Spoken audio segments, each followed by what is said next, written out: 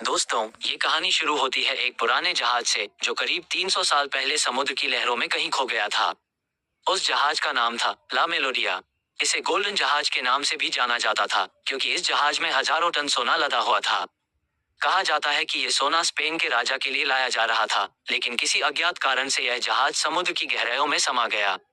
आइए अब जानते हैं इस जहाज की संरचना और इसके आयामों के बारे में।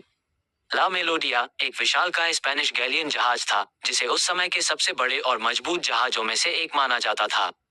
इस जहाज की लंबाई करीब 120 से 150 फीट थी और जहाज की चौड़ाई की बात करें तो लगभग 40 से 50 फीट थी। वजन की बात करें तो लगभग 1000 से 1200 टन या उससे अधिक। बड़े गैलियन जहाज मुख्य रूप से साम्राज्य के व्यापारिक मार्गों की रक्षा के लिए उपयोग किए जाते थे।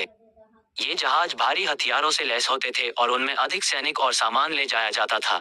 वजन की संरचना में शामिल प्रमुख जहाज का मुख्य ढांचा, जो लकड़ी का बना होता था, उसका वजन सबसे अधिक होता था। हथियार और गोला बारूद, जहाज पर लगी तोपों, बंदूकों और अन्य हथियारों का वजन भी काफी होता था। खाद्य सामग्री और पानी, लंबी यात्राओं के लिए रखे गए खाद्य पदार्थ, पानी और अन्य आवश्यक आपूर्ति का वजन। लदे हुए सामान, व्यापारिक जहाजों में कीमती धातुएं, मसाले, वस्त्र और अन्य व्यापारिक सामान। सिपाही और चालक दल, जहाज पर मौजूद सभी सिपाहियों, नाविकों और अधिकारियों का कुल वजन थी, जो इसे समुद्र में एक प्रमुख और भव्य उपस्थिति देती थी।